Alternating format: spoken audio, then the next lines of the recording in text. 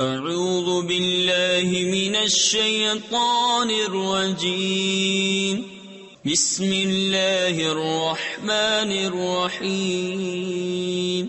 فلما ذهبوا به وأجمعوا أن يجعلوه في غيابة الجب وأوحينا إليه لتنبئنهم بأمرهم هذا وهم لا يشعرون وجاءوا أباهم عشاء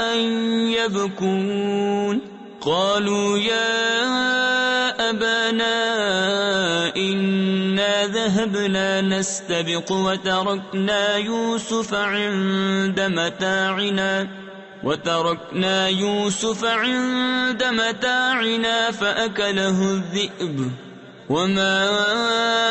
أنت بمؤمن لنا ولو كنا صادقين۔ پھر جب اسے لے گئے اور سب کی رائے یہی ٹھہری کہ اسے اندھے کنویں میں ڈال دیں، اور ہم نے اسے وحی بھیجی کہ ضرور تو انہیں ان کا یہ کام جتا دے گا ایسے وقت کے